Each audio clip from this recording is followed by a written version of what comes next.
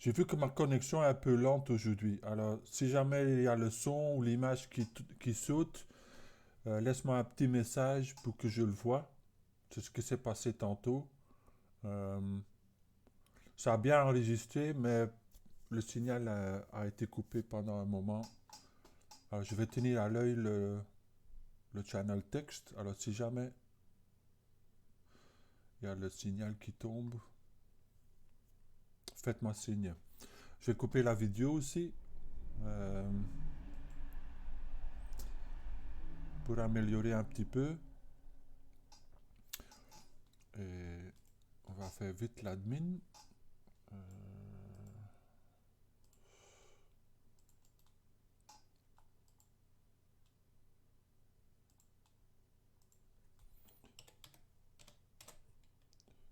hop.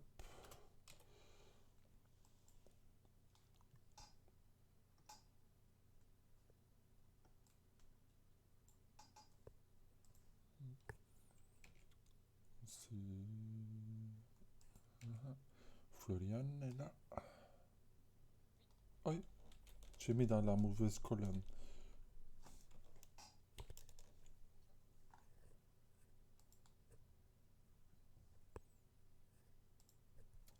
Hop, hop, hop. Guillaume.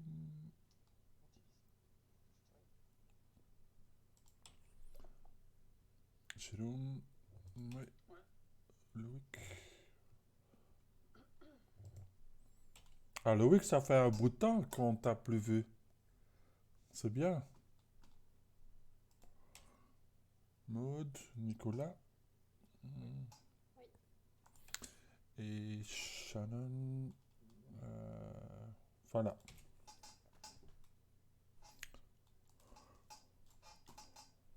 Alors, faisons notre tour Sketchfab.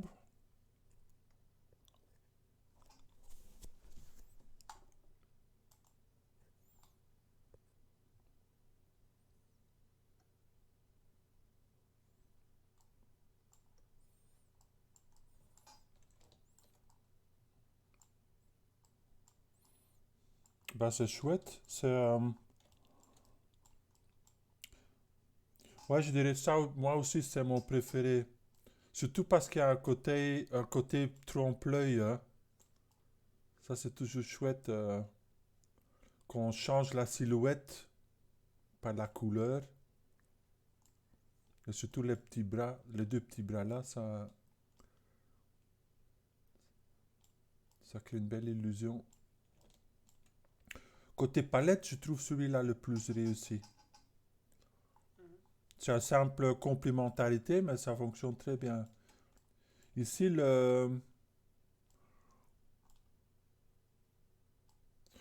ici, je comprends le choix pour cacher, pour que le corps disparaît et qu'il n'y a que la poulpe qui reste. Je comprends le choix.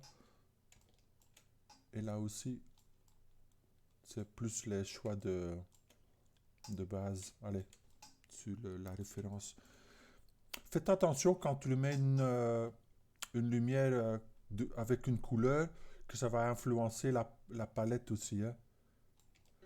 Par exemple, ici, je ne suis pas sûr si c'est censé être un blanc ou si c'est un orange à la base. Oui, par exemple, sur Winnie, ici, disons- Ok. Ouais.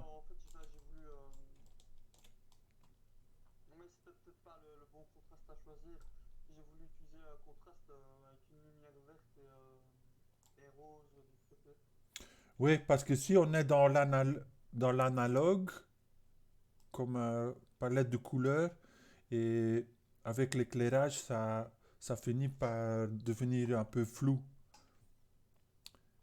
Il n'y a pas assez de contraste dans les couleurs. Euh, mais sinon, c'est bon boulot, hein. Et disons aussi, je ne sais pas si vous avez vu que Jérôme a eu un staff pick. Du- C'est chouette, c'est le premier dans le channel. Ça fait toujours plaisir. Ouais. Et ça augmente la fréquentation de... Là, tout d'un coup, 370 personnes qui l'ont vu. Bah, franchement, je suis surpris parce que je trouve que c'est pas mon projet le mieux réalisé, mais bon, s'ils ont apprécié, tant mieux. Ouais, parce que ça a un côté, c'est pas super réaliste avec 20 accessoires et une pose de guerre, mais ça montre une sensibilité à d'autres éléments. Je crois qu'ils ont apprécié ça.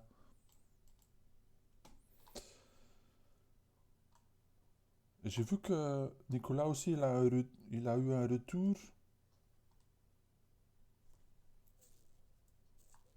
Ouais. Et je crois qu'on peut voir le nombre de téléchargements aussi, hein. Oui, c'est ça.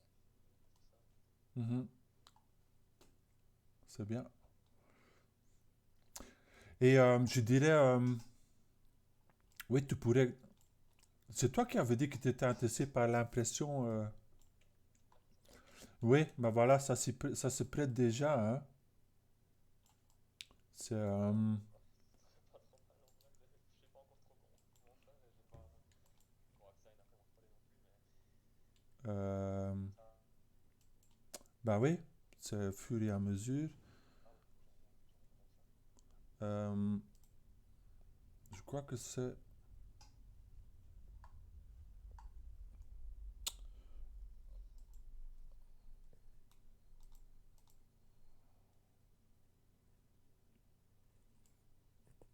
J'ai tellement de login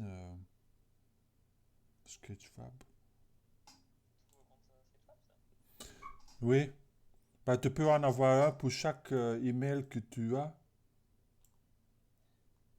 Je, Ah, vous en avez besoin de beaucoup. mais je me sens un petit peu trompé par Sketchfab parce que j'avais utilisé pour mettre en ligne mes modèles et c'était gratuit dans le temps. Et quand ils sont passés à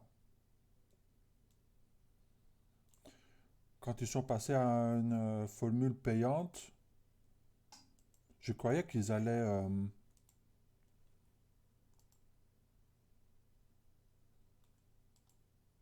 ah, je croyais qu'ils allaient faire que ceux que tu avais déjà mis en ligne, ils restaient et tu payes les nouveaux que tu mets en ligne. Mais en fait, ils ont fait que tu, tu, tu dois payer pour ceux qui étaient déjà que tu avais déjà mis en ligne. Oh, c'est généreux ça. Oui, hein, c'est un petit peu comme si on prend tes enfants en otage là, tu vois. Mhm. Ils disent, ils sont très bien ici, tes enfants.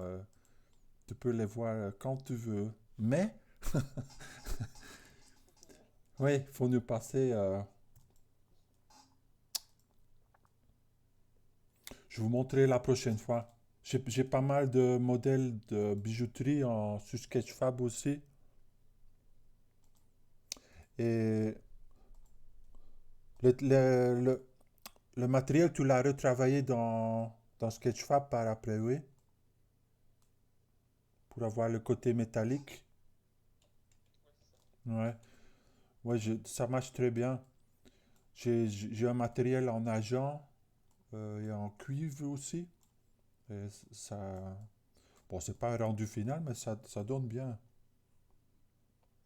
Enfin, je pensais peut-être un jour aller plus loin et continuer, enfin, faire quelque chose sur Painter ou quoi pour avoir quelque chose de plus propre. Mais Mhm. pour le moment, j'ai juste laissé un matériel que j'ai fait avec Sketchfab. Et Et je voulais peut-être. peut-être. Enfin, c'est un collier, je sais pas si vous voyez, c'est dans Blood and Rain. Ah, ok. Un collier qui fait la musique dans le film en fait. C'est boîte à musique comme ça. Et je voulais peut-être pour faire le collier à moitié ouvert et faire une animation d'écrou à l'intérieur. Ok. Euh, Ouais, ça peut être chouette. Et tu peux mettre l'animation sur Sketchfab aussi, hein? ouais, j'avais qu'il y avait moyen d'implémenter ça. J'ai encore jamais fait par contre. Je sais pas comment ça marche, mais j'essaierai peut-être. Tu fais ça, t'as un staff pick, hein?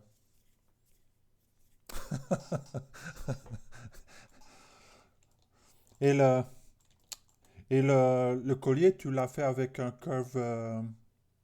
Le collier, c'est simplement dans Maya. En fait, je l'ai fait dans Maya, ouais, et je l'ai importé après dans ZBrush et puis dans Sketchfab. C'est juste une duplication, tout simplement. Ouais. C'est Je me dans. demandais aussi comment t'avais pu faire ça. J'aurais pu faire un curve, ouais, j'ai pas pensé en fait. J'ai pu faire un curve pour tout mettre d'un coup et ça aurait été plus vite que de faire à chaque fois des duplications, mais j'y ai pas forcément pensé sur le moment. Dans ZBrush, tu peux faire un Insert Mesh Curve. euh, Par exemple, celui-là. Et qu'est-ce qu'il y a comme. Par exemple, là, c'est avec. Ah, il ne veut pas parce que j'ai des sous-niveaux.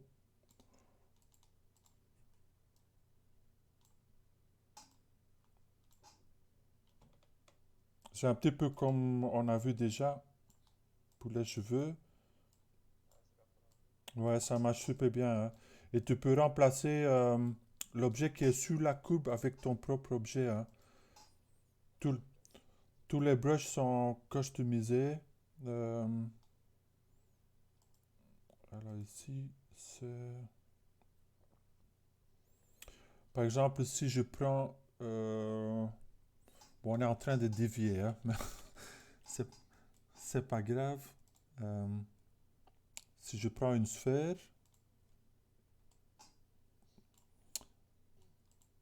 hop, et je retourne à mon Insert Mesh Curve et je fais B, Create Insert Mesh et je fais un append. Maintenant, si je regarde, il y a le sphère qui s'est rajouté. Et ça veut dire que si je clique sur la courbe, Oui, ça rend bien. ouais.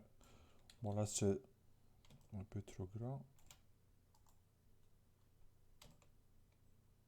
C'est quelque chose qui n'était pas sur Sketchfab, sur ZBrush ou c'est un plus à rajouter? De base? Oui, c'est dans la palette de base et c'est particulier dans le sens que c'est comme tous les autres insert mesh, sauf que il va le faire selon une courbe. Et ça devient puissant parce qu'on peut vraiment le coller à une surface. Ah bah j'essaierai. Ça sert à la limite pas grand chose de faire le collier. Non, pour d'autres pièces, hein, c'est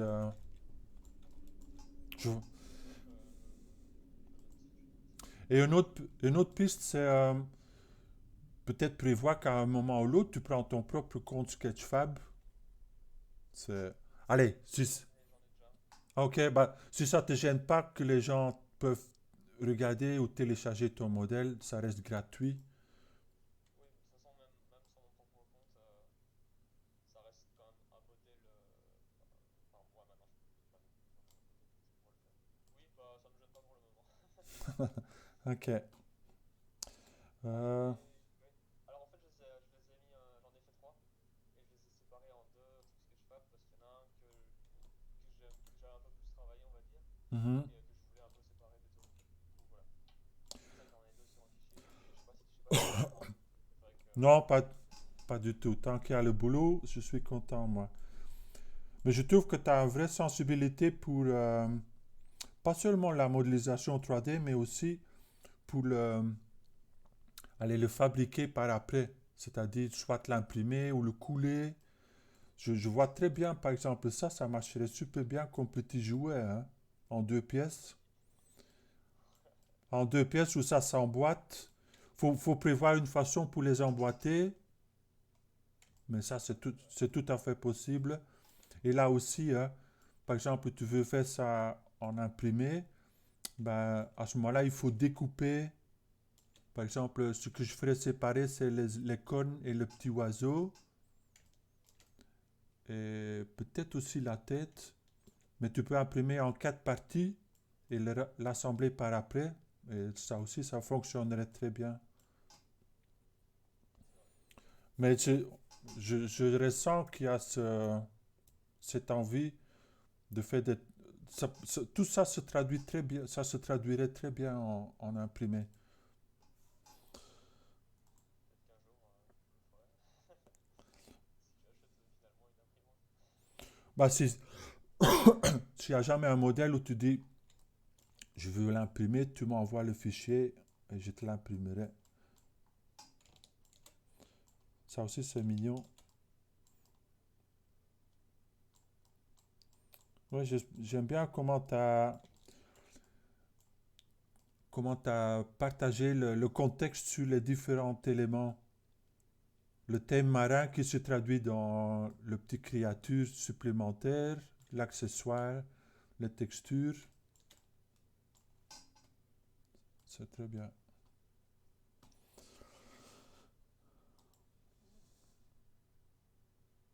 Guillaume, oui, il est là aussi. J'aime beaucoup ce que tu as fait. C'est, j'aime surtout ça a presque un côté porcelaine, hein. C'est à gauche du matériel aussi, mais ouais, je dirais des petits figurines en porcelaine peint. Et ces deux-là, ils vont bien ensemble. Je trouve celui-ci, pour moi, c'est le plus faible des trois. Et c'est en grande partie à cause du contraste. Ici, il y a un beau contraste, surtout avec le blanc et le noir. Ici, c'est des choix qui sont un peu plus flous. Tu as essayé de faire quel genre de palette pour celui-là? J'ai oublié le nom. Analogue? Ouais. Ouais. Et j'aime bien que tu as essayé de quand même mettre un accent qui n'est pas dans la gamme analogue. Mais pour moi, ouais, ça, c'est un peu trop flou. L'idée aussi est un peu trop floue. Par contre, ces deux-là, ça fonctionne très bien. Il y a une raison pourquoi tu n'as pas mis des yeux pour celui. Je trouvais ça un peu mignon en fait. Uh-huh. Voilà. Voilà, choix personnel. Non, mais s'il y a une idée derrière, j'aurais bien aimé. Peut-être qu'elle a les yeux fermés, que tu mets juste le. Ah oui. Parce qu'on sent qu'il y a une idée derrière, mais elle n'a pas tout à fait développé. Peut-être demander pourquoi elle n'a pas d'yeux et trouver une bonne réponse. Et la solution se présentera. Une autre petite remarque, c'est côté résolution, peut-être aller une division plus haute. Parce qu'ici, on commence à voir le. Et j'ai l'impression qu'après, par après, tu as fait un. Ah, moi, je sais ce qui s'est passé. Tu as fait un. euh, Pas un Dynamesh, mais. Comment ça s'appelle? Un Decimation Master. Ah, oui. Oui, quand tu. Quand c'est un travail de couleur, c'est peut-être une bonne idée d'augmenter le pourcentage. T'as coché celui-là, mais mets la valeur de la couleur plus haute.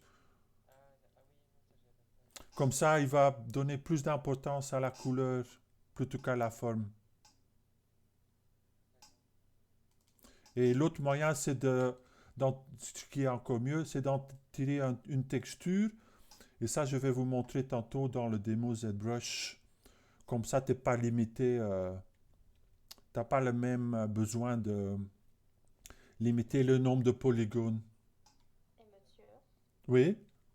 ce que vous venez d'expliquer, on peut le faire après avoir fini les modèles ou il faut le faire avant de commencer la couleur? Non, les textures, ça peut se faire par après. Pour Euh, augmenter la résolution, augmente. pour que la couleur soit plus nette. Ah, on peut toujours ajouter de la résolution avec une subdivision, mais si par exemple, dans votre modèle, ici c'est un bon exemple de pas assez de résolution. Bon, Grégoire ne va pas me prendre ça personnellement. Mais par exemple, ici, ça montre qu'il n'y a vraiment pas assez de résolution. Et là aussi, je me demande s'il n'y a pas eu un Decimation Master. On peut voir ça avec la topologie, hein. Si je mets le wireframe.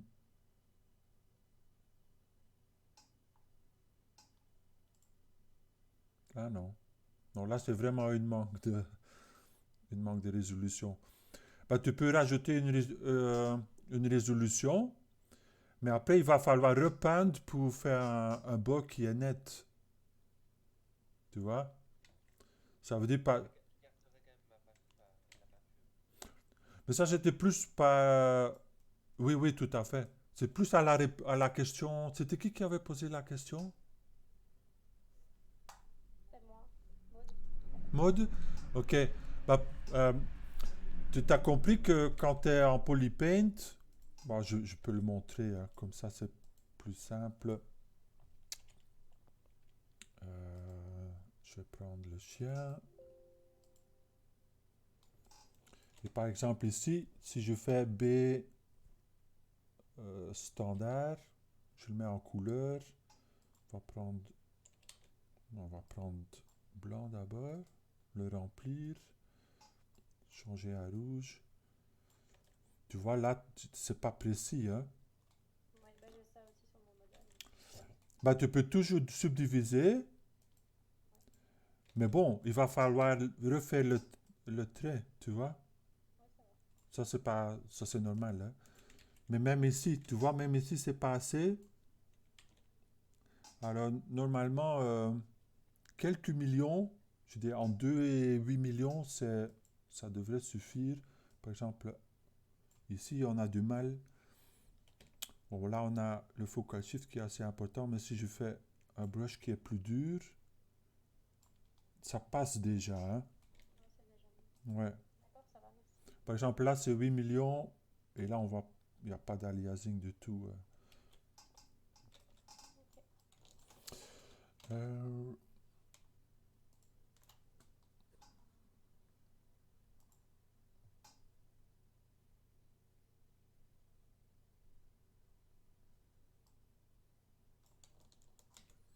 Euh, Florian est là, hein. Bah, moi, je suis d'accord.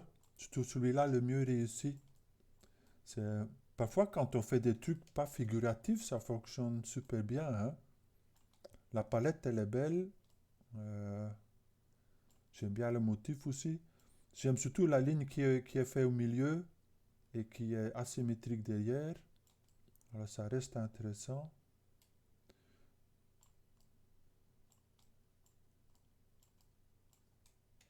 Ici, plus organique.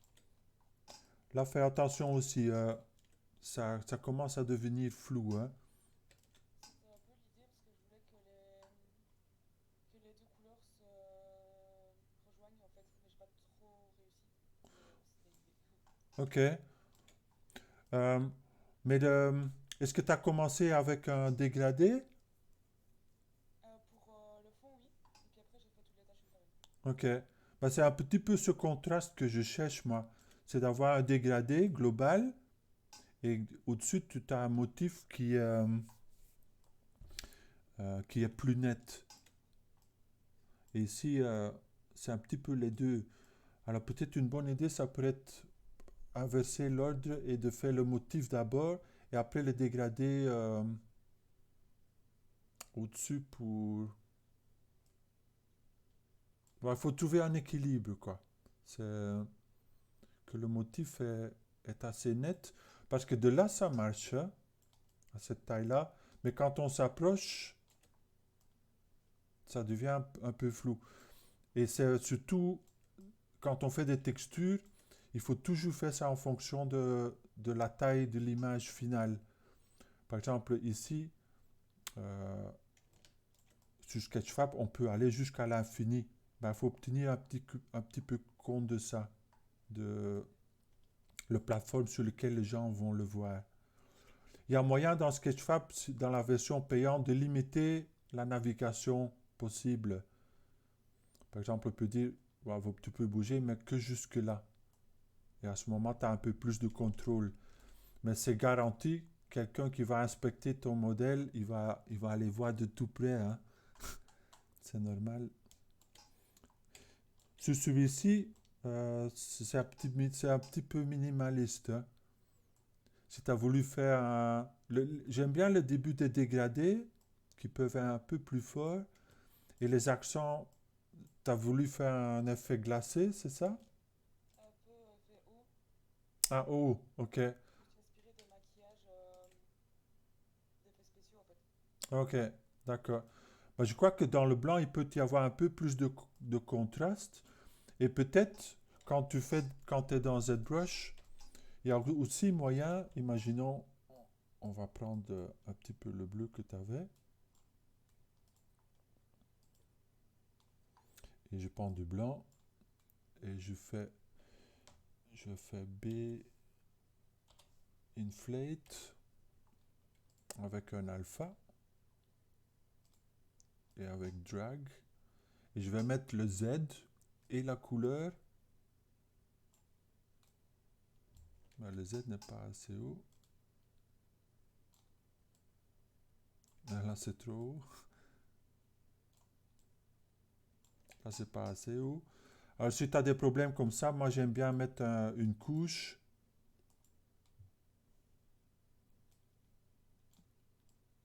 Et je vais prendre trop haut.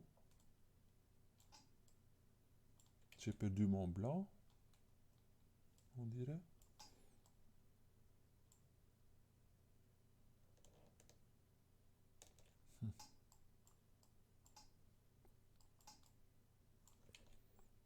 Oui, les couches, il faut faire attention parfois, hein. Ça peut bugger. Je réessaye.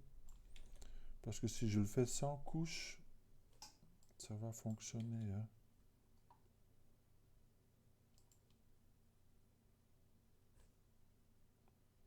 Je crois qu'il faut mettre, si je me rappelle bien, il faut mettre la couche de base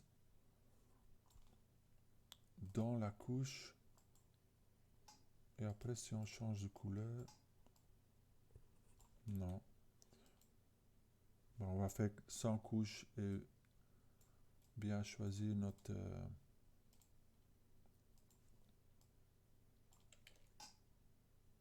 peu plus.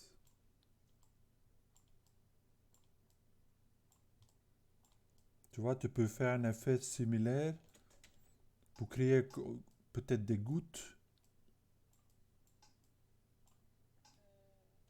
Si tu vas pour l'effet haut, hein, je sais pas. Attendez, je vais essayer de retrouver la référence que j'ai utilisée. Ok.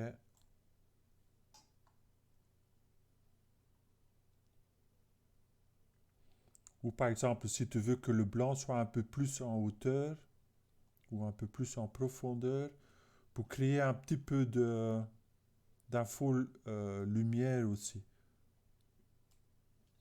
Je vous envoie dans 2284. Ok.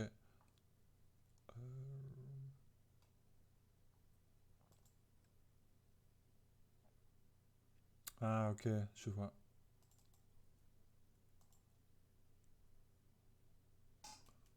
Moi, je vais montrer aux autres. Bah, dans ce cas-là, j'aurais bien voulu voir un peu plus de dégradé. Il y a, Oui. il y a un indice de ça déjà, hein, mais ça peut être plus fort. Alors, quand tu fais tes choix de couleurs, ce que tu peux faire, soit sur une image où tu pipettes les trois couleurs, tu peux aussi pipetter. Je crois pas qu'on peut pipetter à l'extérieur de ZBrush. Non. Mais ce que tu peux faire, c'est importer l'image et pipetter de là,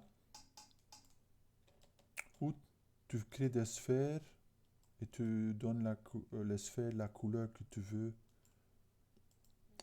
Mais il faut bien définir ta palette, l'amener dans ZBrush et faire ton premier dégradé qu'il est plus net. Ça va. Ok. Merci.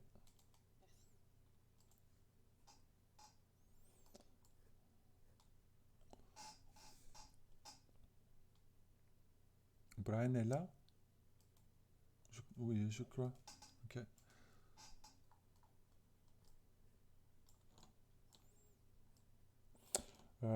Pour moi, c'est celui-ci qui est le mieux réussi, hein. Comme palette, je trouve celui-là, ça fonctionne super bien. Le jaune et le vert.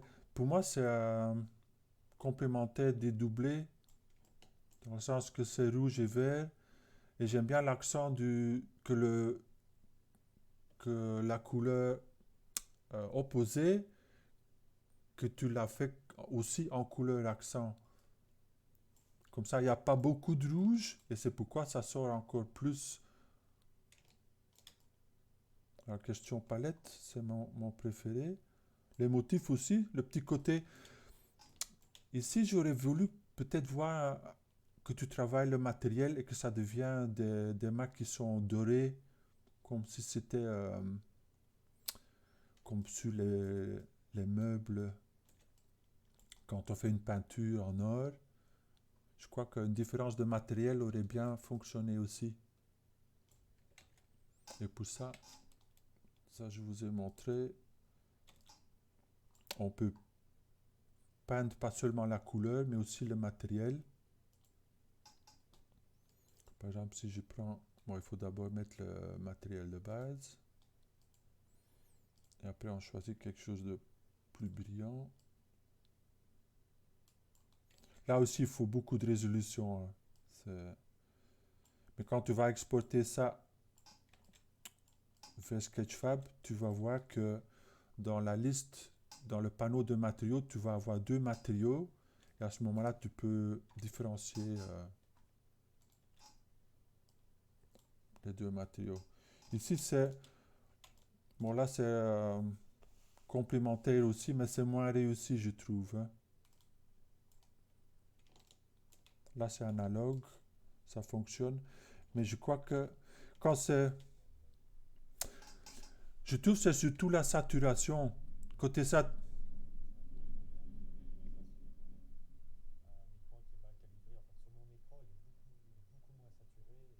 Ah oui. Oui. Bah, ça va changer d'écran en écran. Mais c'est surtout le saturation dans le sens qu'ils sont... Tous les couleurs sont de la même saturation. Et parfois, ça fonctionne, hein, mais il faut faire très attention parce qu'à ce moment-là, chaque couleur va essayer de prendre le dessus, tu vois. Ils vont se battre. Et c'est, par exemple, je vous montre une site qui est super bien pour les palettes.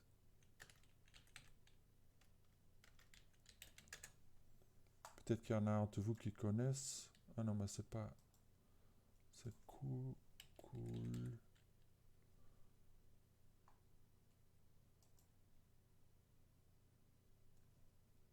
Non, c'est pas ça.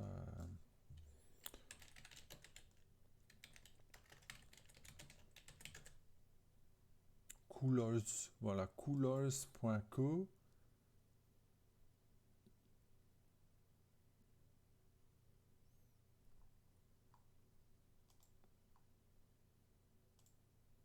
Oh là là.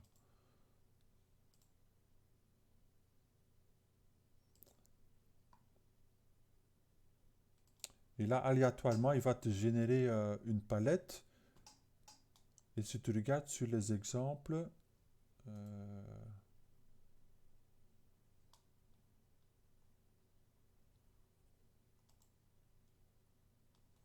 bon, ici, la saturation est quand même fort similaire. Je crois que je vais retourner.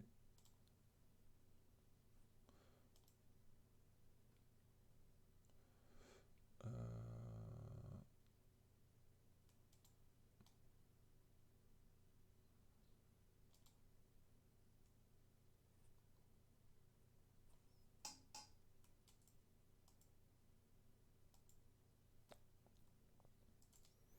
Voilà, c'est cette idée-là. Où tu fais le choix de ta palette. C'est pas seulement le choix des couleurs, mais aussi la quantité. Par exemple, ici, le rouge est la couleur principale, le mauve, la couleur secondaire, et l'orange, la couleur tertiaire ou la couleur accent. Ben, c'est la quantité qui est aussi important que le choix des couleurs. Et quand on regarde ton exemple, ici, ils sont trop égales. Alors, si tu avais fait, par exemple, une couleur qui est plus saturée que l'autre, bah, à ce moment-là, on sait où regarder d'abord. Tu vois? Pour que les couleurs se battent moins. Ici, dans le bas du corps, ça fonctionne mieux parce que là, le mauve prend le dessus. Si on regarde que ça, là, fonctionne mieux. Ça fonctionne, hein. Tu désatures un petit peu les bandelettes pour que ça devienne plus pastel. Mais c'est surtout la tête qu'il faut revisiter. Et si j'étais toi, je mettrais celui-là au milieu. T'es encore là? Ah, ok. Et par exemple, peut-être prendre des indices de ce qui est déjà en place. Par exemple, j'aime bien les lignes. Bah, peut-être répéter ça dans le vert, dans des directions différentes. Tu vois? Ou les cercles concentriques. Peut-être sur le nez, faire des cercles. Alors, jouer avec cet élément de stripes pour créer quelque chose de plus riche. Voilà. Et Shannon?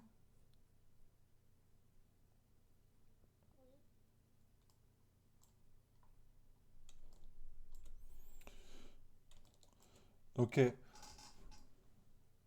Bah, c'est bien que tu as complété l'exercice.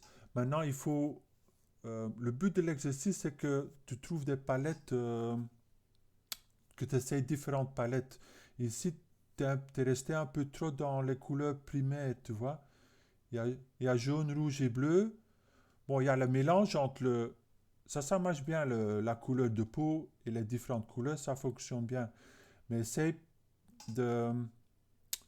soit de créer ou soit d'aller chercher des palettes qui sont moins des palettes de couleurs primaires et d'essayer de créer quelque chose d'harmonieux avec des couleurs plus variées. Ouais. Une palette par personnage alors. Ouais, tu peux mettre un en couleur primaire, mais les deux autres, essaye de travailler déjà de les dégrader, une palette qui est un peu plus variée, et aussi fais attention à ta résolution. C'est... Ouais, ok. Et ça, j'aime bien aussi que tu as fait euh, les antennes différentes, mais je crois que tu peux aller plus... Celui-là est bien, peut-être pour les autres, oser un peu plus l'exagérer. Peut-être que peut-être répéter la même forme qui est dans le bras, ou peut-être un boucle, je sais pas. Tu peux faire un bonhomme rasta si tu as envie. Ouais, mais j'étais pas vraiment satisfaite de ce que j'avais fait, donc je pensais recommencer, mais je savais pas trop comment encore. Oui, et tu peux, si tu aimes, si t'aimes bien essayer ça, euh, faire un trompe-l'œil, comme Jérôme a fait, où d'un côté, tu as la silhouette de la forme, mais la couleur suggère autre chose. Par exemple, tu mets les yeux dans l'oreille, ou tu fais des pattes du bras. Ouais. Ça, c'est... Alors, j'essaye...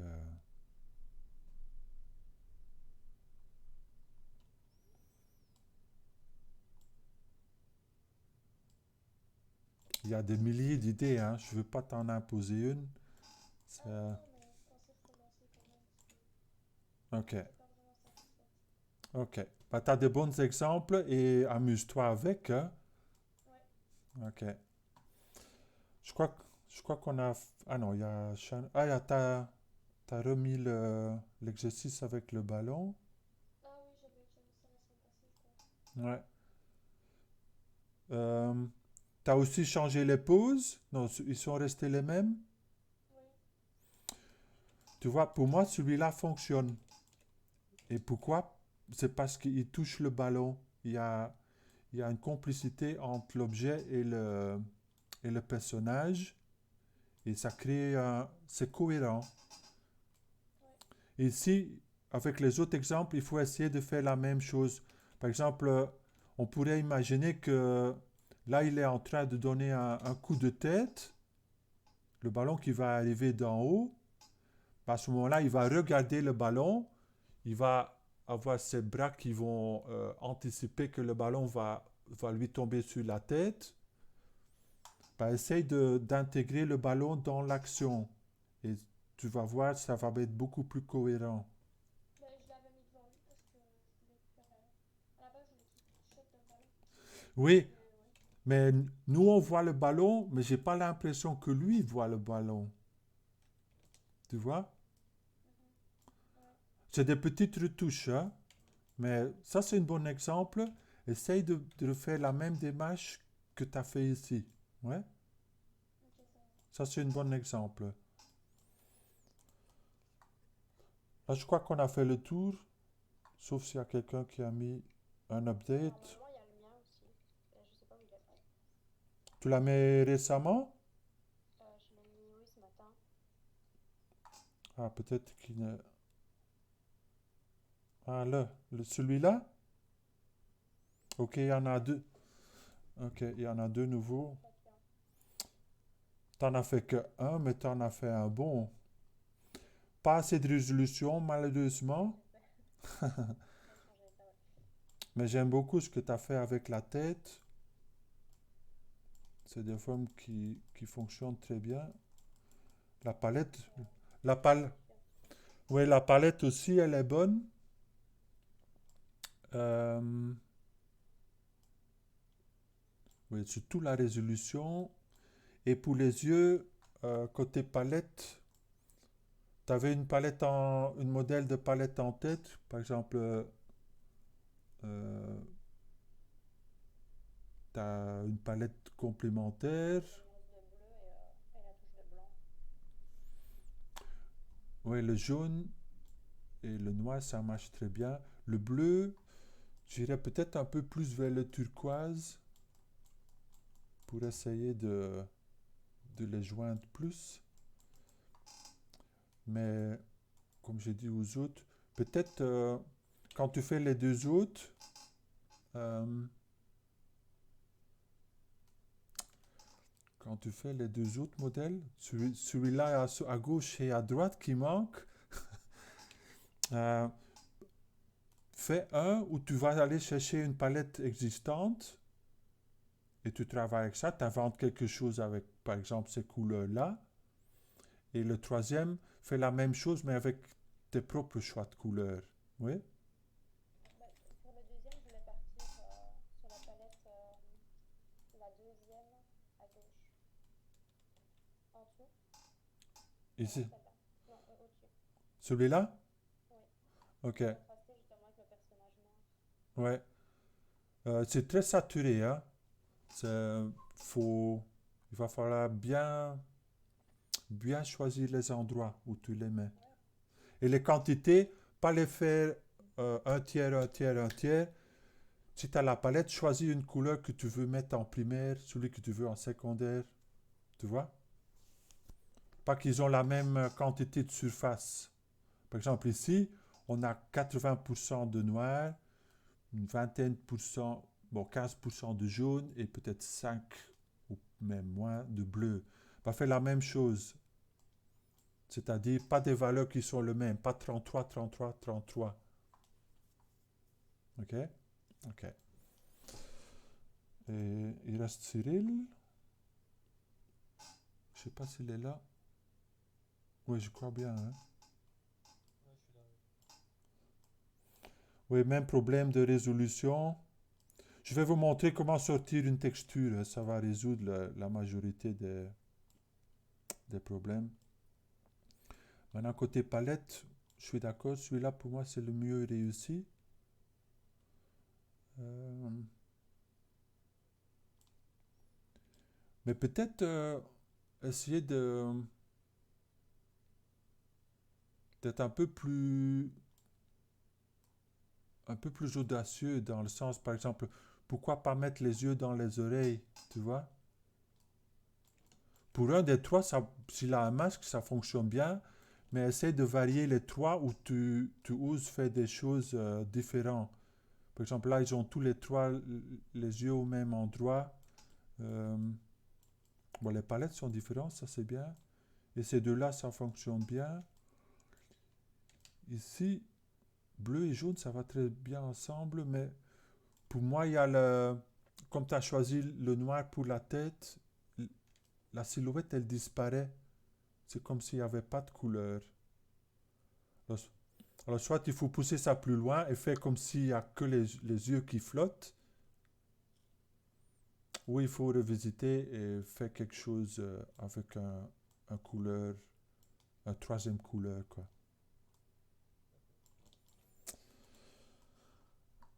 Euh, et voilà, je crois que ça, on a couvert tout. Alors, comme je disais, la semaine dernière, on a couvert la couleur, mais peut-être un peu trop en vitesse. Alors, j'aimerais bien retoucher sur certains éléments. Je vais aussi garder un peu de temps pour regarder vos projets. Une demi-heure, ça serait bien. Ça veut dire qu'on a à peu près une demi-heure pour couvrir les sujets qu'on a sauté la semaine dernière. Et la semaine prochaine, on va faire le dernier cours sur le travail détaillé, les surfaces, les matières. Monsieur, Oui, la semaine prochaine, on n'a pas cours, on est fait c'est les vacances.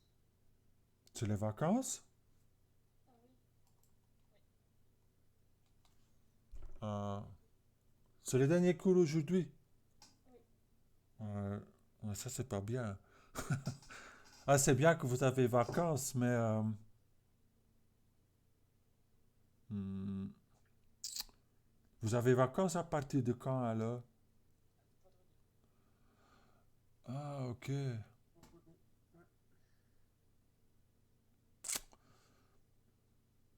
Ok, bah.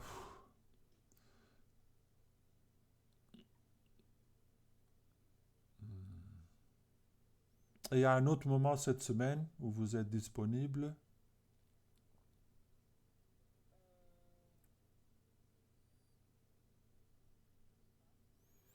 C'est-à-dire, par exemple, tout ce qui est les retours sur Sketchfab, je peux faire ça par écrit s'il faut. Euh, mais le cours en soi,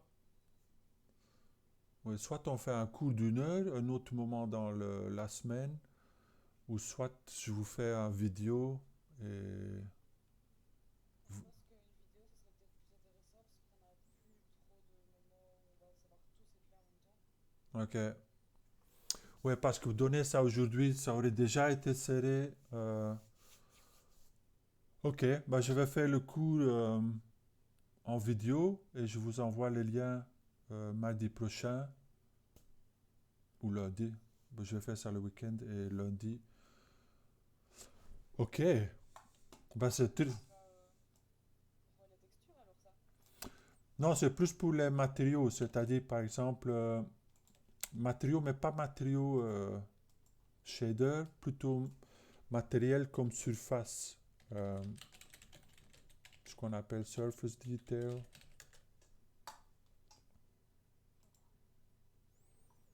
Voilà, c'est tout ce qui est, par exemple, écailles, euh,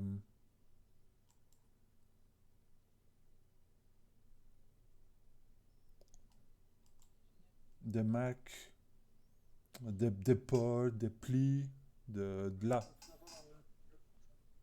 la pierre. Ça serait dommage de sauter ce coup-là parce que c'est le genre de choses qui sont faciles à faire dans ZBrush et avec quelques consignes, c'est assez facile à utiliser. Mais je vais vous mettre ce cours en ligne euh, et si jamais il y a des questions, vous pouvez me le poser par Discord ou même sur le vidéo, vous me laissez des commentaires et je vous réponds. Euh, Ok, ben on va se grouiller alors. Hein. Tiens. Monsieur, Mhm. on devra faire un travail là-dessus ou ce sera juste pour s'en servir pour notre projet personnel? Pour le projet personnel, c'est important que vous me montrez que vous maîtrisez tous les principes qu'on a vus ensemble. Jusqu'à maintenant, on a fait euh, un principe à la fois et chaque fois un exercice là-dessus. Maintenant, je veux voir que vous mélangez tous ces principes. Que On l'anatomie. ne pourra pas faire l'exercice particulier comme chaque exercice qu'on a fait jusqu'à présent pour ces trucs-là. Ouais, ça c'est une bonne question. Disons, ça va pas, c'est pas un exercice obligé. Si vous voulez faire un exercice et le mettre sur Sketchfab, avoir un retour, je vous laisserai un retour, mais je ne vais pas compter cet exercice dans les points. Comme on n'a pas eu l'occasion d'en parler en direct et de donner un retour direct, je compterai que jusqu'à la couleur. Mais par contre, pour votre projet personnel et pour l'examen, là, là, si vous l'utilisez, ça va compter pour les points, quoi. Vous n'êtes pas obligé de mettre des écailles, c'est comme vous voulez. Mais si vous l'utilisez et c'est mal fait, il faut, il faut quand même que j'évalue vos compétences. Alors comme c'est le dernier cours aussi, euh, alors il vous reste à compléter tous les exercices jusqu'à la couleur. Par après, il y a le projet personnel et par après, il y a l'examen. Alors, l'ingrédient primordial pour l'examen, c'est que vous n'avez que 4 heures pour faire un design complet. Ça veut dire qu'il faut bien maîtriser les outils, il faut venir bien préparer et avoir une bonne gestion de temps en bien utilisant vos 4 heures. En disant, bon voilà, il va avoir 2-3 heures pour modéliser, 1 heure pour les matériaux et la couleur et une demi-heure pour le rendu, par exemple. Ben, essayez de s'y tenir pour ne pas tomber à court de temps à la fin. Alors ça, c'est pour l'examen, 4 heures. Maintenant, pour votre projet personnel, pour moi, le minimum d'effort qu'il faut mettre, c'est équivalent, c'est-à-dire minimum 4 heures.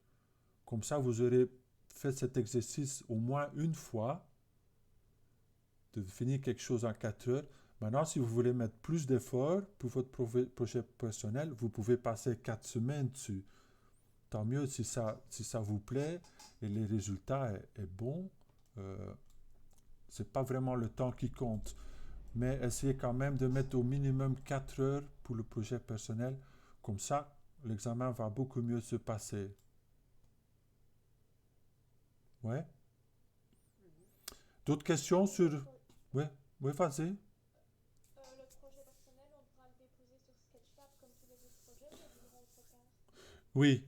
Et là aussi, pour l'examen, je vais vous demander de faire des rendus, c'est-à-dire un model sheet et un turnaround. Ben là aussi, ça serait bien que pour votre projet personnel, que vous faites cette étape-là aussi, pour l'avoir fait, pour l'avoir mis en pratique au moins une fois. Je vais vous montrer ça aujourd'hui. Hein. Mais monsieur, Oui? que vous parlez de qu'il faudrait laisser une demi-heure pour les rendus, ça prendrait vraiment autant de temps? Non, pas du tout. C'est plus, euh, c'est plus si tu veux. Bon, le model sheet, ça prend quelques minutes. Le turnaround aussi, quelques minutes. Si jamais tu veux retravailler le model sheet un petit peu par après sur Photoshop, ça peut prendre. euh, mais ça, c'est un petit peu un choix personnel. Hein. Je dis un minimum. euh, N'essayez pas de rendre ça dans 15 minutes, moins que 15 minutes. Ok, ok. Ouais. Euh, ok, bah, s'il n'y a pas d'autres questions, je propose que je vous montre déjà les rendus. Ça va être pratique. Alors, on va prendre un projet, celui-ci, parce qu'il y a le plus d'infos couleurs. Alors, ça risque d'aller un peu vite, comme on n'a pas trop de temps. Si jamais ce n'est pas clair ou il y a des éléments que vous n'avez pas compris, revisitez la vidéo et re-regardez-la. Alors, je résume ce qu'on avait déjà vu, c'est-à-dire le model sheet. Pour ça, vous allez dans Documents.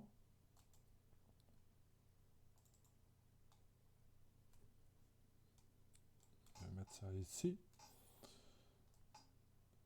Et ici, dans Z-Uplink, vous ouvrez et vous allez spécifier les vues que vous voulez dans le model sheet. Front. Automatiquement, quand vous prenez front, right ou top, il va automatiquement faire le vue jumelle aussi, c'est-à-dire le front et le back. Dans ce cas-ci, c'est bien ce que je veux. Je vais prendre une vue de gauche, un petit peu en profil, de droite. Le gauche va venir avec, j'en ai pas vraiment besoin du left, alors celui-là je vais effacer avec Clear To. Et après je vais prendre un vue custom avec une perspective.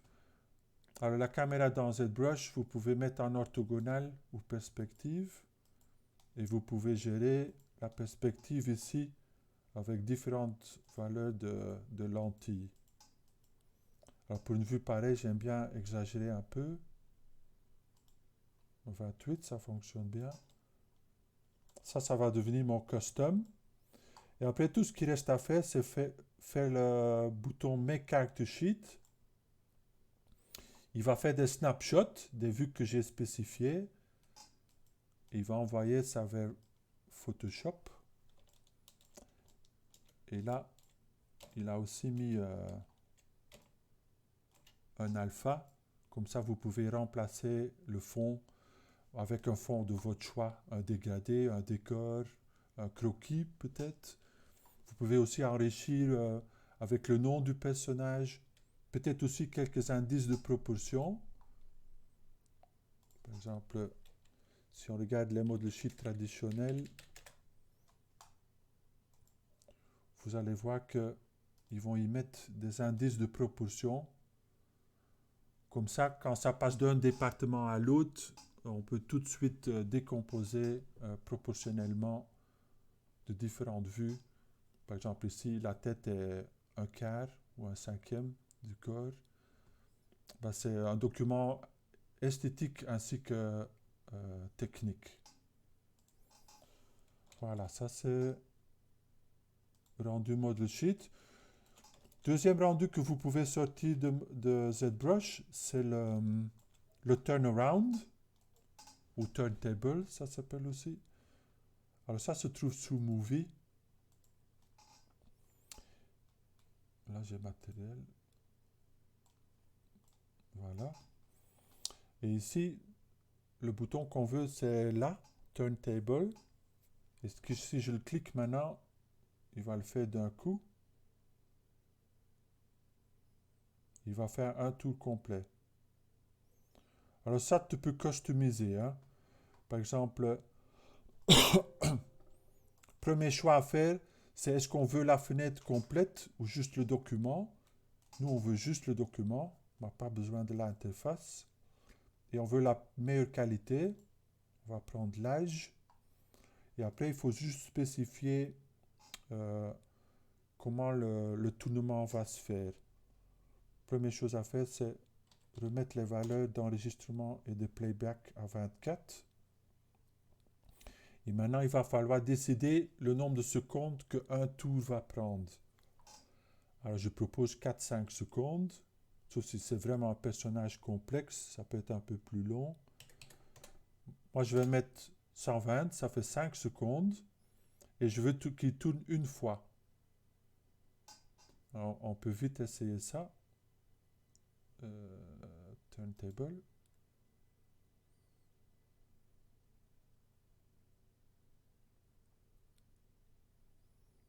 Et on peut le tester. On fait Play Movie. Et là, le joue. Ça va le jouer. Vous avez vu qu'il y a des logos ZBrush qui apparaissent. Ça, vous pouvez les enlever. Dans Overlay, vous mettez l'opacité à 0. Et dans l'image de titre, là aussi, vous mettez l'opacité à 0. On refait. Alors faites attention. Ici, j'ai fait 2 turntables l'un après l'autre. Ça veut dire que quand je vais jouer le movie, ça c'est le premier. Et là, le deuxième. Alors faites attention. C'est-à-dire, chaque fois que vous poussez le bouton turntable, il va rajouter à ce qui est déjà fait. Si vous voulez recommencer de 0, il faut faire un delete. Et vous allez voir, ça va devenir grisé. Et il n'y a plus de play movie. Ça, c'est un signe que tu peux recommencer de 0. Alors, si je le fais maintenant, ça va être un tour complet. Et si je fais play, ça correspond, c'est un tour complet. Alors maintenant, il faut exporter ça en format vidéo, parce que jusqu'à maintenant, c'est un format interne à ZBrush. On va mettre plus haute qualité, exportation, turnaround. Et maintenant, si on regarde dans le D,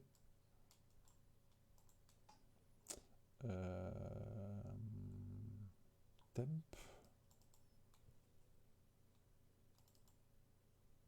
voilà la vidéo finale.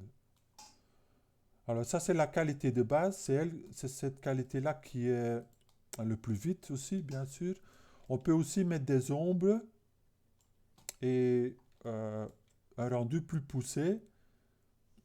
Pour l'ombre, il faut mettre le floor, c'est-à-dire une ombre portée. Et dans les rendus, tous les paramètres se trouvent sur rendu. On ne va pas couvrir tout. Le plus important, c'est de savoir qu'il y a une qualité de rendu plus poussée. Et je vais mettre Ambient Occlusion. Et dans Shadow, je vais mettre la force un peu moins.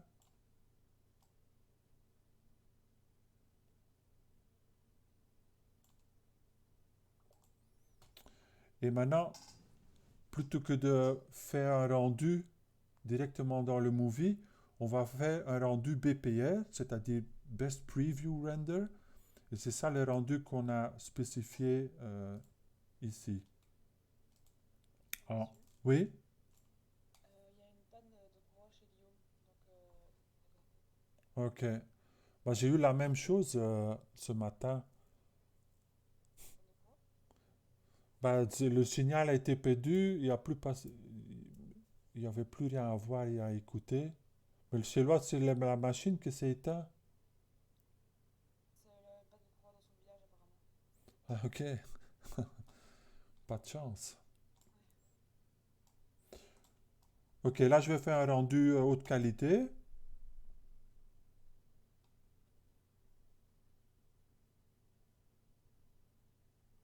Hein.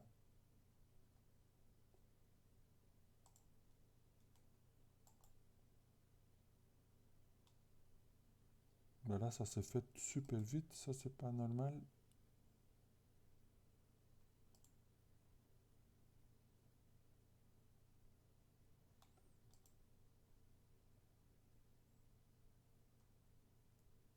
Est-ce que je l'ai décoché?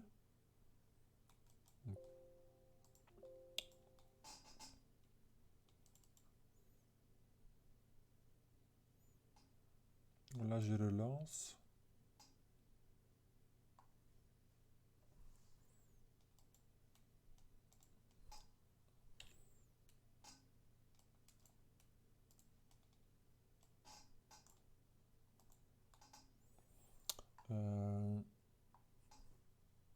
Mon projet.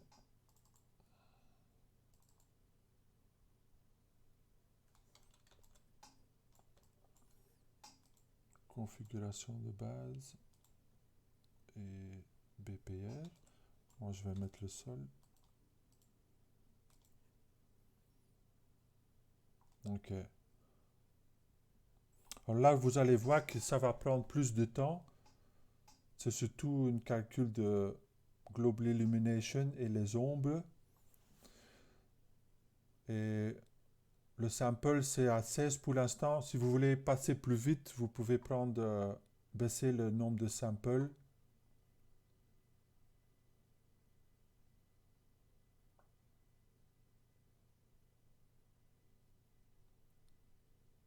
Bon, ici, on est presque à 1 minute 30.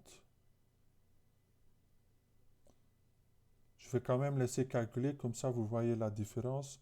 Bon, ici, il y a les ombres qui étaient super nettes. C'est ça que j'ai changé tantôt. On va refaire. Alors faites attention quand vous allez faire votre turnaround.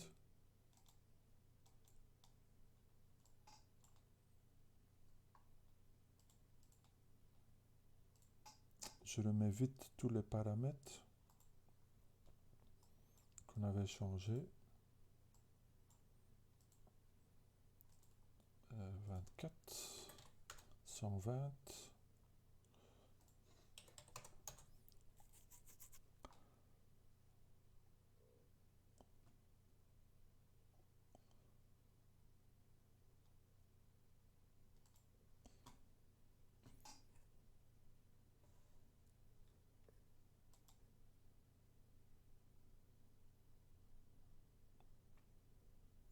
Alors faites attention, vous pouvez je vous montre ici comment faire un rendu haute qualité, mais aussi comment faire un turntable haute qualité.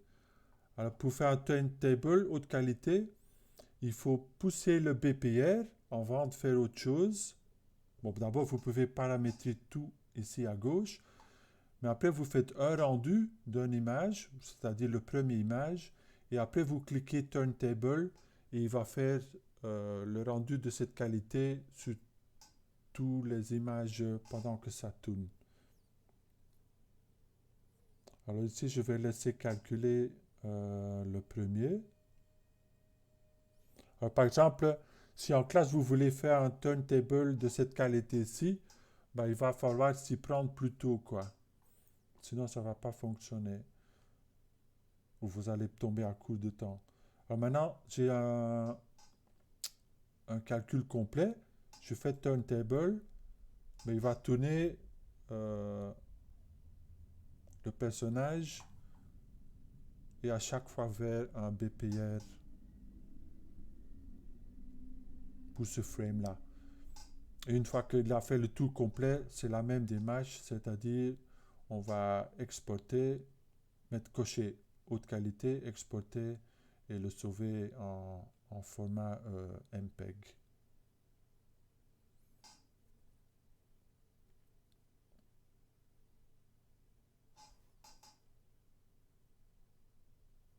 Bon, on le laisse finir et qu'il passe au frame suivant.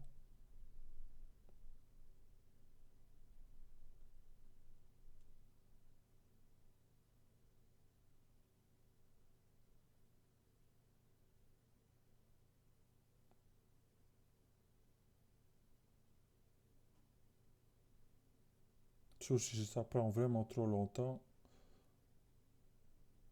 Si vous le voyez bouger. Ah, là, il a bougé. Ok. Alors, petit info supplémentaire.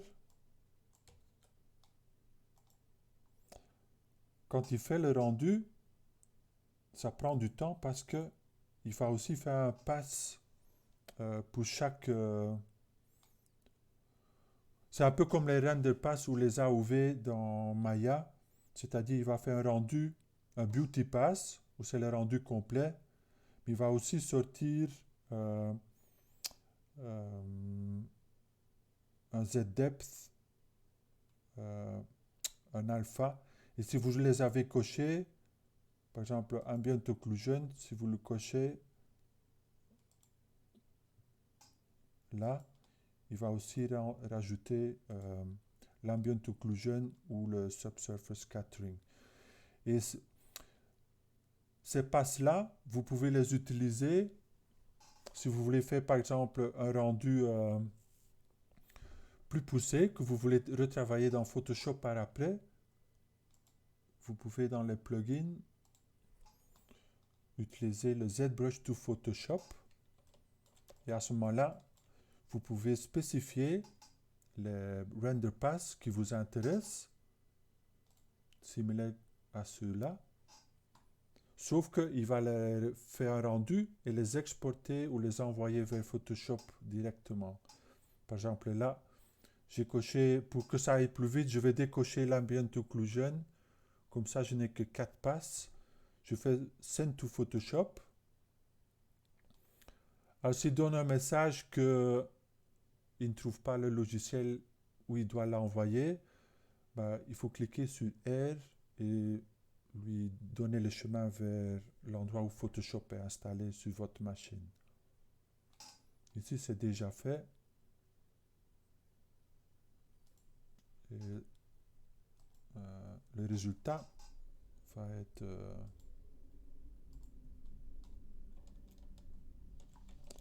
similaire à ça. Et comme vous voyez, dans le Layer Window, il va organiser tout en couches. Il y aura une couche avec les masques,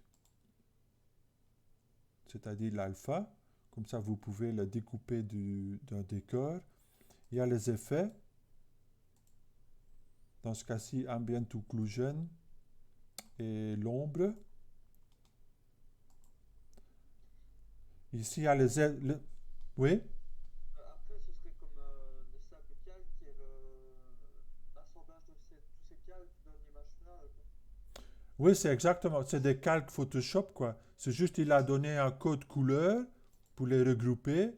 Et il l'a mis dans des dossiers. Et c'est surtout fait pour ceux qui veulent vraiment faire un rendu poussé.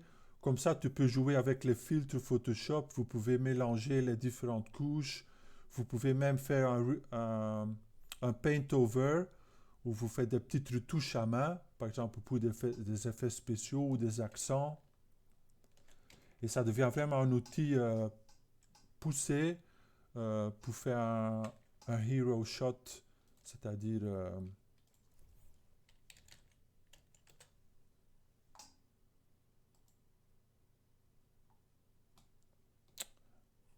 un rendu emblématique dans une pose spécifique pour ce personnage-là, avec par exemple tous ces effets-là. Tu peux faire un rendu 3D, rajouter des effets 2D. C'est vraiment plein de possibilités. Et en dernier, je vous montre une dernière façon de sortir des rendus. Ça, c'est par un moteur de rendu externe. Et ZBrush, il permet de communiquer votre modèle ou d'envoyer votre modèle vers Keyshot. Alors, Keyshot, c'est un moteur de rendu très poussé.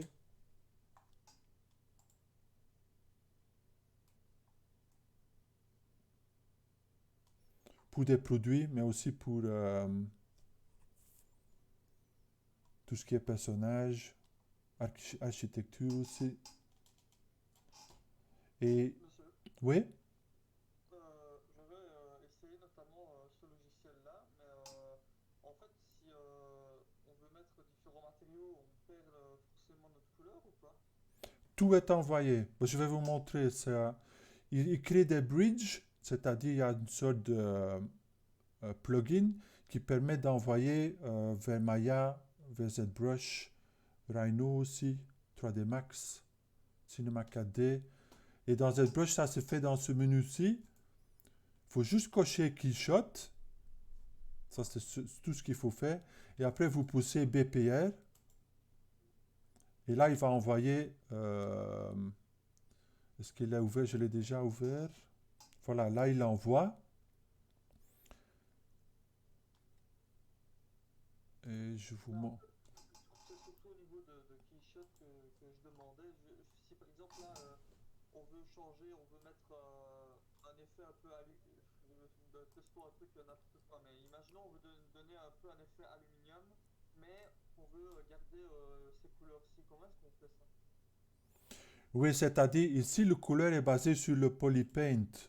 C'est-à-dire quand on clique dessus, euh, et on va sur Ah, texte. on peut quand même changer les paramètres. Ok, d'accord. Tu vois ici, il utilise le matte cap qui est spécifique à ZBrush. C'est un shader.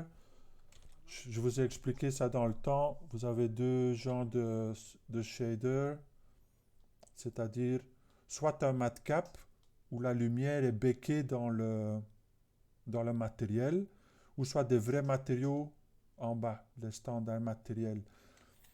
Alors ici, pour la couleur, pour le shader, il envoie le matte cap. Ça veut dire même si tu mets d'autres lumières, ça va que en partie réagir avec les matériaux qui sont dessus, parce que c'est un matériel spécifique. Et pour la couleur, il a mis Vertex Color qui correspond au Polypaint. Alors si vous... Imaginons, là on veut rajouter un petit peu de subsurface sur Keyshot, c'est possible ou pas? Ouais, tout à fait. C'est le subsurface. Parce que ça j'ai essayé, mais je suis pas arrivé. Mais c'est vrai, pour le subsurface, là, il faut que je regarde plus en détail parce que c'est pas dans les paramètres du matériel de base, hein. Là, il faut que je regarde un peu plus les infos. Mais je suis sûr que c'est possible, hein. D'accord, d'accord. Mais le plus important, c'est que si tu convertis ton personnage de Polypaint vers texture, ça va devenir beaucoup plus facile. Parce qu'à ce moment, ça devient un bitmap. Et un bitmap va beaucoup mieux réagir avec la lumière que la couleur sommet. Ok, ok. Mais je vous montre ça. Euh, je vais vous montrer ça maintenant. Comment convertir. Comme ça, vous pouvez sortir des textures maps aussi. Alors, tout ce qui reste à rajouter, c'est que Keyshot vient avec des matériaux vraiment complets de verre. Il y a des dizaines de verres. En métal, c'est fou ce qu'il y a comme choix. Alors, si vous voulez faire un rendu vraiment poussé, côté matériaux et lumière, c'est la meilleure solution en combinaison avec ZBrush. Et pour l'éclairage, vous pouvez mettre des HDRI. Vous pouvez créer vos propres HDRI dans le logiciel aussi. Et vous pouvez gérer la lumière, c'est-à-dire le nombre de samples, la qualité. Ils ont quelques settings de base. Par exemple, pour la bijouterie, bah, ils ont réglé ça pour toi, si c'est un intérieur euh, ou custom que vous pouvez sauver. Bon, ça tombe un petit peu en dehors du cours, mais pour moi, c'est la meilleure solution pour les rendus vraiment poussés. Ok. Alors, qu'est-ce qui reste? Je voulais vous montrer les textures et aussi un petit peu plus sur Spotlight. Alors, pour texture, c'est tout simple. Quand on a Polypaint, pour le convertir en texture, il faut juste spécifier en dessous la résolution. 4K, 2K, 1K, et à main, vous pouvez monter jusqu'à 8K. Normalement, 4K, ça suffit. Et après, vous faites Create, et il va convertir le Polypaint en texture. Voilà, là, c'est fait. Et si on enlève avant et après, on va prendre un détail pour voir si on n'a rien perdu.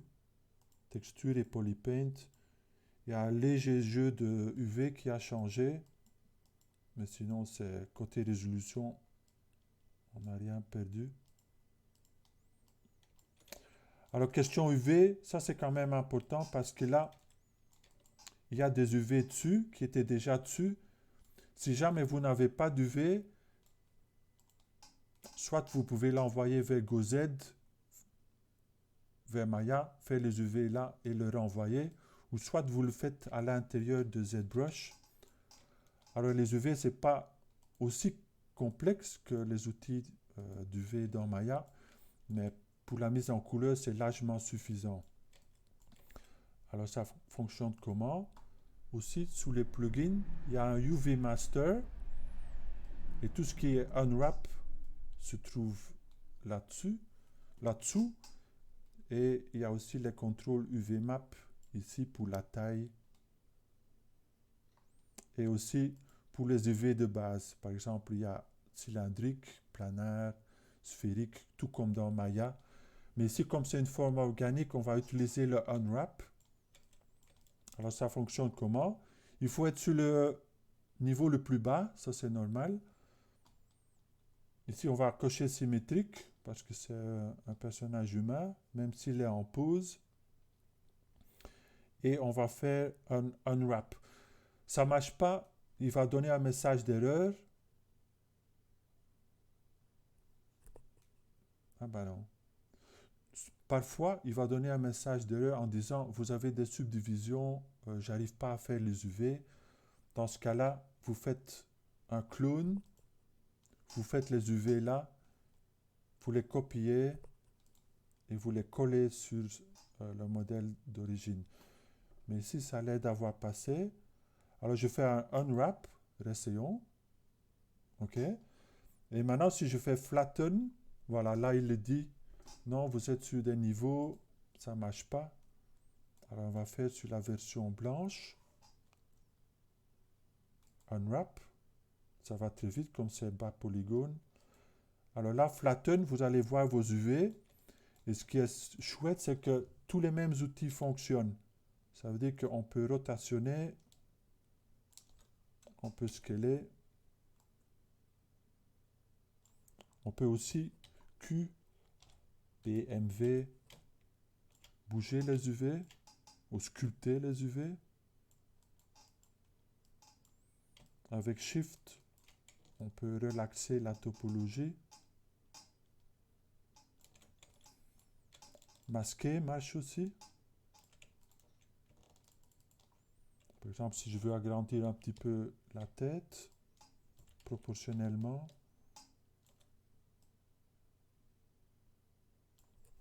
Alors, tous les outils que vous connaissez déjà vont fonctionner. Une fois que vous avez fini, éditez vos UV, vous faites unflatten, copie, et je vais les coller sur mon perso. Ça veut dire que maintenant, si je monte et je refais ma texture, vous allez voir que les UV auront changé. Là, c'est avant. Maintenant, si je crée un nouveau polypaint, vous allez voir qu'il a repris les UV que moi j'avais fait, que je viens de réaliser. Alors, une fois que vous avez la texture, on peut le envoyer vers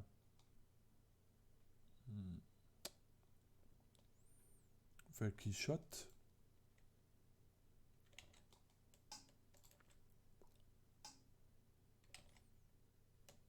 Et là, vous allez voir que dans le matériel,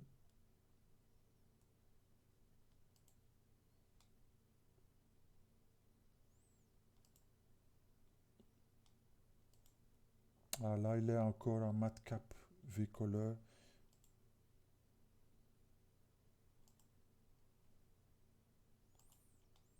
Ouais, pour faire ça bien, il faut recommencer de zéro et l'envoyer de zéro. Il ne fait pas vraiment de update. Mais vous allez voir qu'il va prendre la texture. Vous pouvez aussi sortir la texture en le clonant. Et à ce moment-là, il va apparaître dans le menu de texture. Vous le choisissez. Et là, vous pouvez exporter en JPEG, BMP, PNG. Même chose pour les textures normales. Par exemple, si vous voulez faire un normal map, c'est-à-dire récupérer les détails de sculpt haute résolution sur le modèle basse résolution, ben, exactement la même méthode. On a les UV. Et il suffit ici de créer normal map. Ici, c'est l'inverse. Il faut être sur le niveau le plus bas.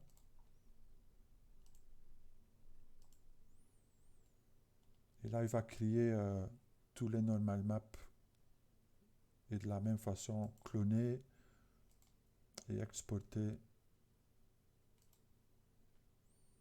ou envoyer vers ZBrush ou envoyer vers Maya.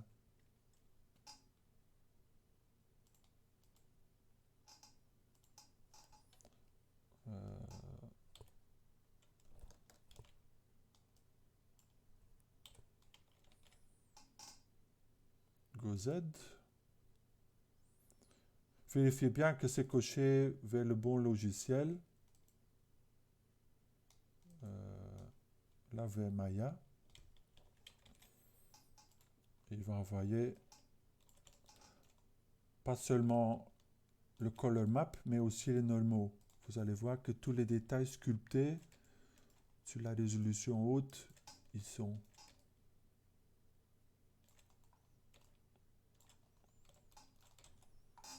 Voilà, ça pour les UV et les textures. Est-ce qu'il y a des questions jusqu'à maintenant?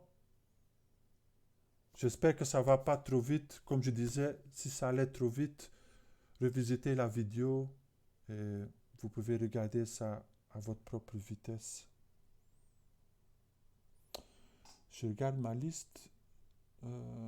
La seule chose qui reste, c'est le spotlight qu'on a fait la semaine dernière, mais peut-être un peu trop en vitesse. Mais le spotlight, ça nous permet en fait de peindre une texture à main sur un modèle. Par exemple, imaginons là, je prends la veste, je vais le mettre en solo, comme ça je peux me concentrer dessus. Et maintenant, je vais amener une texture.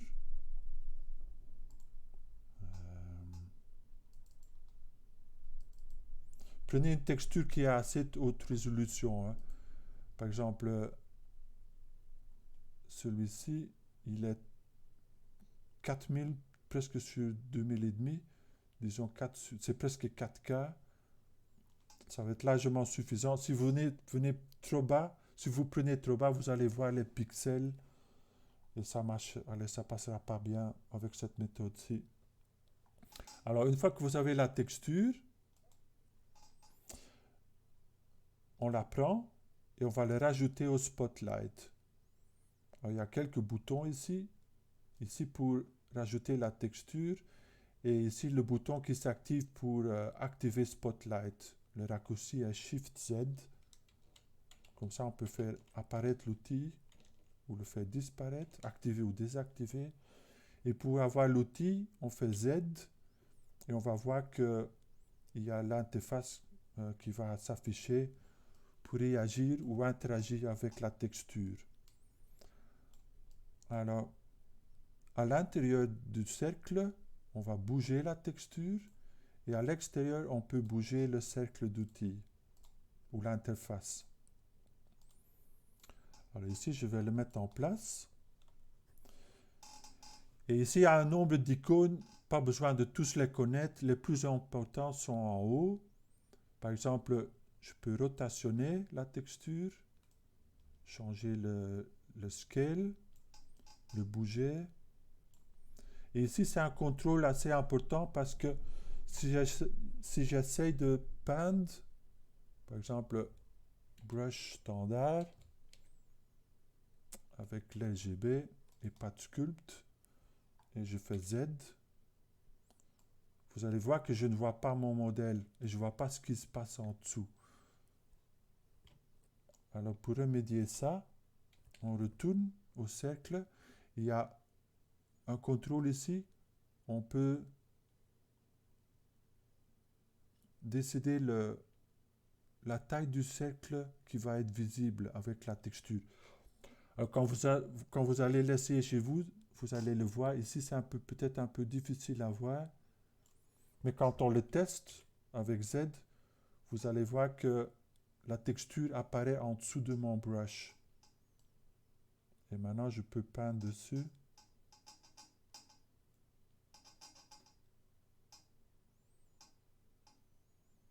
Je peux changer l'angle.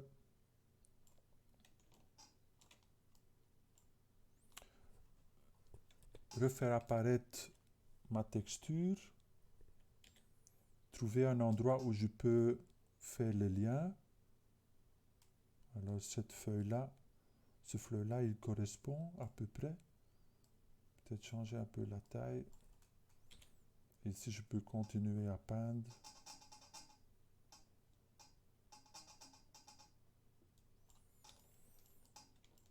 Voilà l'entrée de Spotlight. Ça peut être une belle façon de travailler la couleur et la texture de vos personnages ou vos accessoires. Et ça marche, c'est super intuitif. Une fois que vous maîtrisez comment rajouter les textures et manipuler les textures, ça fonctionne très bien. Alors, il y a aussi quelques contrôles de gestion de couleurs. On peut changer le hue, l'intensité, plus sombre ou plus clair. On peut même le déformer. Si je prends un brush un peu plus grand,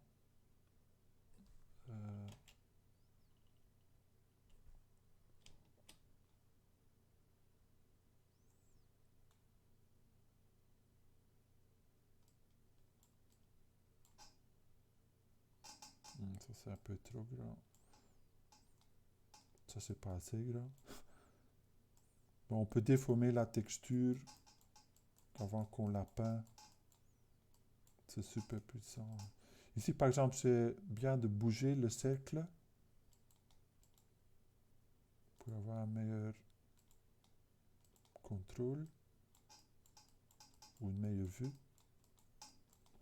On fait Z et on peint.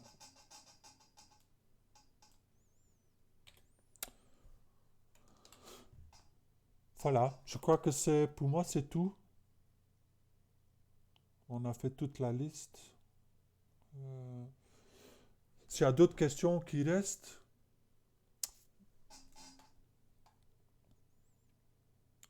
s'il n'y a pas de questions, je propose que il y a une personne qui monte son projet personnel pour répondre à des questions spécifiques, mais aussi un petit peu la démarche générale. Comme ça, on a 10 minutes pour donner plus d'indices. Ok, parfait.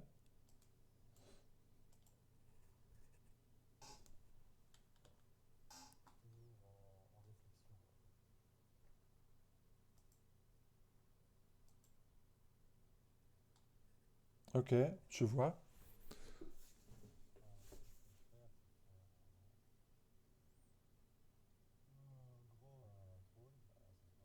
Uh-huh.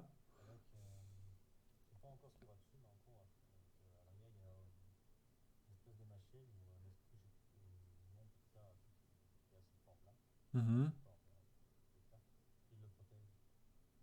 Qui, qui protège le trône.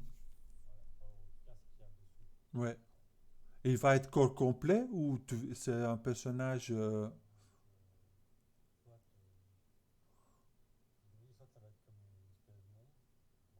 Ah,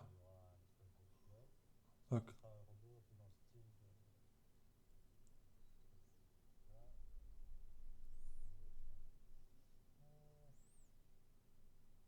Comme je disais, c'est important d'essayer de mettre un contexte. Pas nécessairement une histoire, mais ok, je vois. Uh-huh.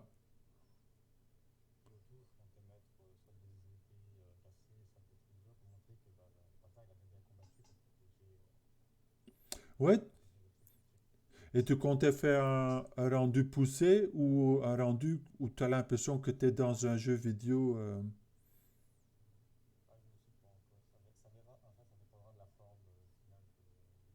Mhm.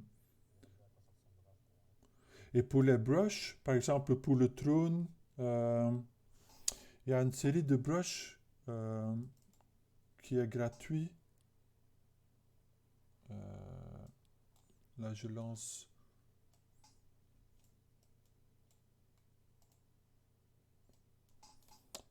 Moi, j'utilise XMD pour organiser tous mes brushes. Et là-dedans, j'ai une catégorie qui s'appelle Orb. Et c'est tous des brushes qui permettent de... Si je prends une sphère...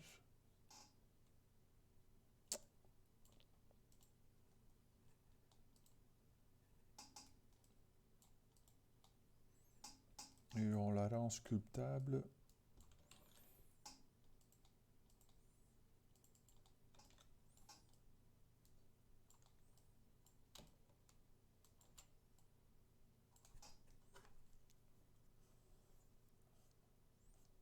Et selon la taille,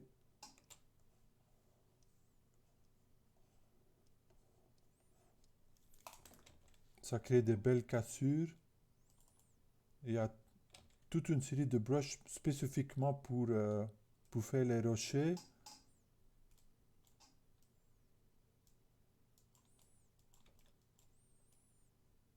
Et si tu les cherches en ligne,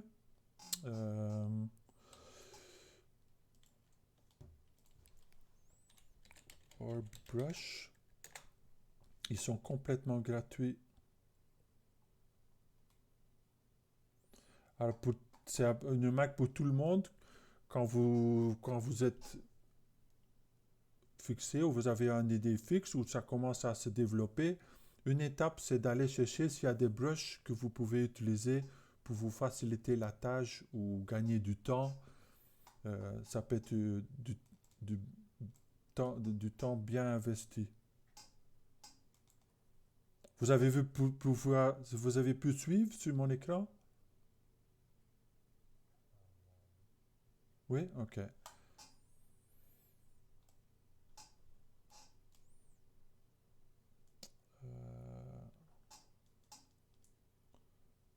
Je remets OBS. Ok. Et le personnage, tu vas faire la version, tu vas utiliser Z-Sphere pour...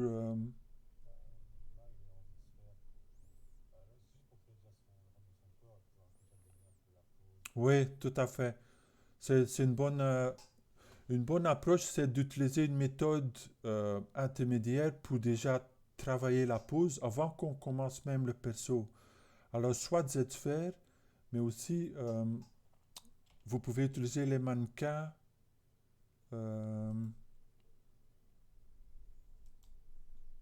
Si vous voulez avoir une idée de votre pose, même avant que le personnage soit fini, vous pouvez utiliser un mannequin.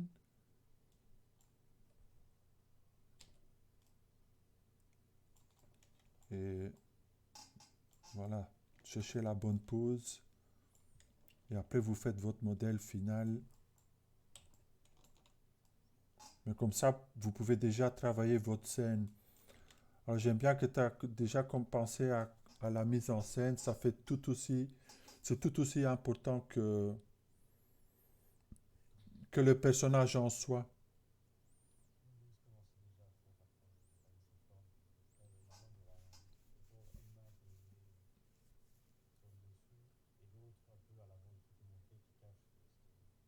Oui, ça vaut presque la peine de faire la liste des principes, hein, c'est-à-dire, ok, est-ce que j'ai travaillé la symétrie, est-ce que j'ai travaillé les proportions, est-ce que j'ai travaillé l'anatomie, et essayer de faire attention à ces éléments-là.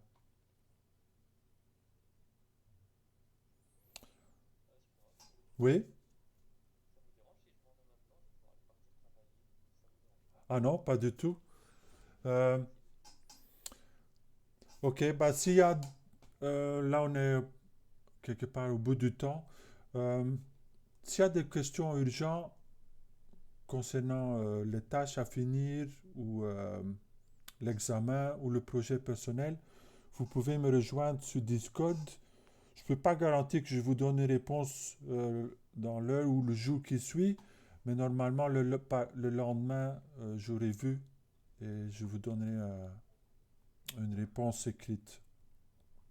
Super, merci. De rien. Au revoir, du coup. Oui, au revoir et bon boulot. Et on se retrouvera. Je- je- Oui, c'était Oui, alors pour les travaux, c'est là aussi vous avez le temps. Il faut me le rendre, disons, un ou deux jours avant l'examen. Euh, Comme ça, il y a plein de temps pour aboutir toutes les tâches.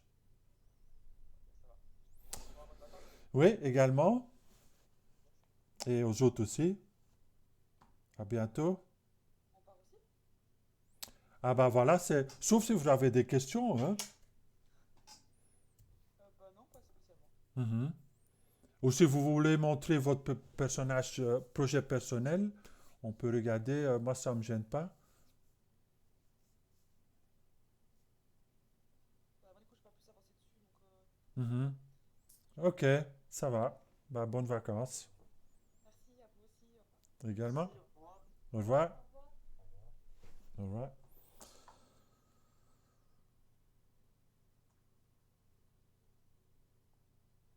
T'avais une question, Maud?